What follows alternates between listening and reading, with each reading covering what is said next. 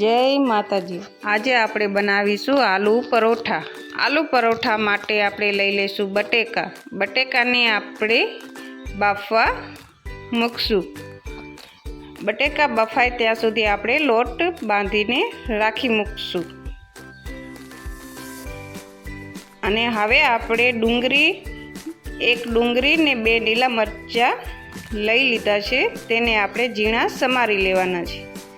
ઝીણા સમારી શકો છો ને ઝીણા પીસી પણ શકો છો। હવે જોઈ શકો છો કે સરસ રીતે ડુંગળી ઝીણી પીસાઈ ગઈ છે। હવે બટેકા પણ બફાઈ ગયા છે।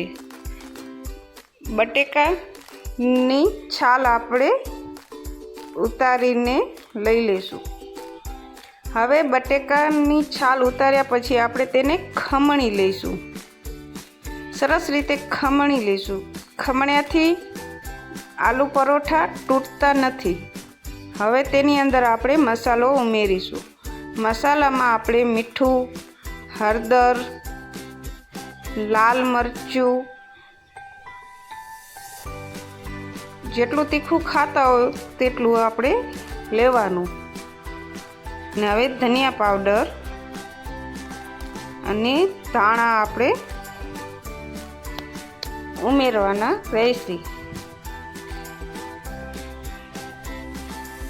આ તમને જો આલુ પરોઠા ગમે તો સબસ્ક્રાઈબ કરી દેજો અને લાઈક અને કમેન્ટ પણ કરજો।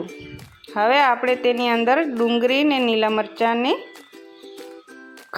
જે સમાર્યા હતા તે ઉમેર્યા। હવે માવો તૈયાર છે।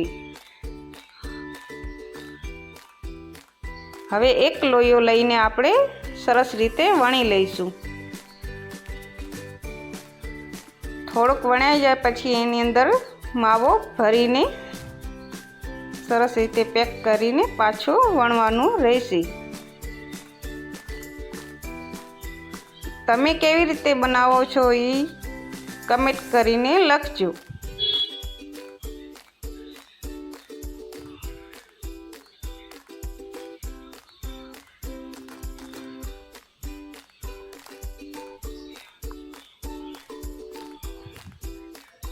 જુઓ છો કે સરસ રીતે વણાઈ જાય છે। જરીકે પણ એ તૂટતો નથી।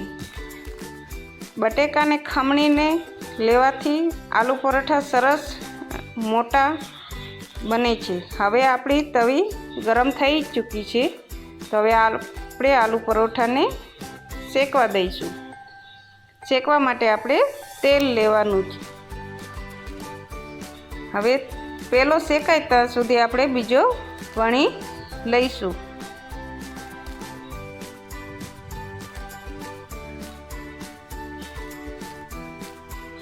એક બાજુ શેકાઈ ગયો છે। હવે બીજી બાજુએ પણ શેકાઈ ગયો છે। હવે તેની અંદર આપણે તેલ લગાવીશું।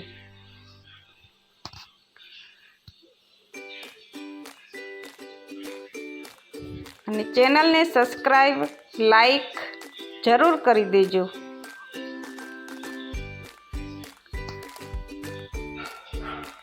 અને લાઈક પણ કરજો।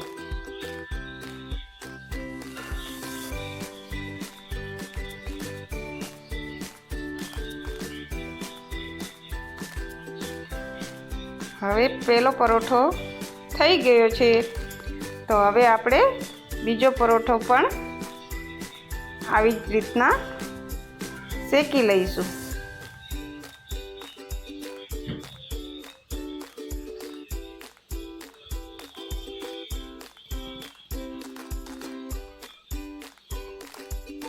સરસ રીતે શેકાઈ ગયો છે બીજો પણ।